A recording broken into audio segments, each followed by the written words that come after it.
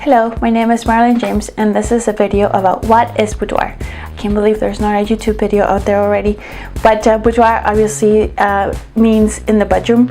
So boudoir photography is lingerie or sexy photos on a bed in the bedroom. So that's what I do. I do boudoir photography and I convince people to look sexy in front of my camera. So I'll give you a little bit more of a history lesson in this video, so keep watching. So when I started in 2006, when a person thought about boudoir photography, they thought about this, the George Costanza sexy photo.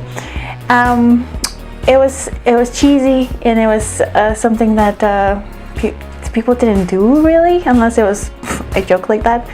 So yeah, I had to do a little bit of research and went into looking into the origins of boudoir photography. So the research I did, I mean, it started in Europe obviously, and it's been going on for a long time. Albert Arthur Allen, that's a mouthful.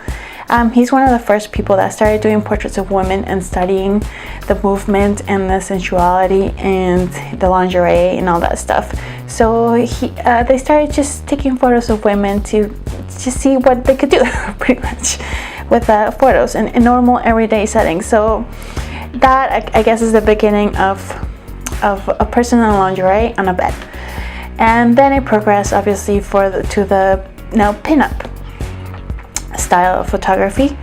And it was the 1940s. It was more artistic. It was even Alberto Vargas was one of the best pinup. It was illustration but he did illustrations based on photography. So, and then the 80s and 90s, that's when I guess the boudoir term came to a cheesy term, because what did we have available? We had the studio sets available, and there was a very colorful backdrop, and there was no bed. So you just stood there on your lingerie or with a jacket and a sexy pose, like taking it off, or you did boa and trying to hide stuff so nobody else in the studio saw. So it was uncomfortable. People were either doing like super cheesy, or you could see that they're totally uncomfortable. So it was the big hair, the makeup and stuff like that. So I think everybody that was old enough in the 80s and 90s has a photo with the glamour shot style. So yeah, even me.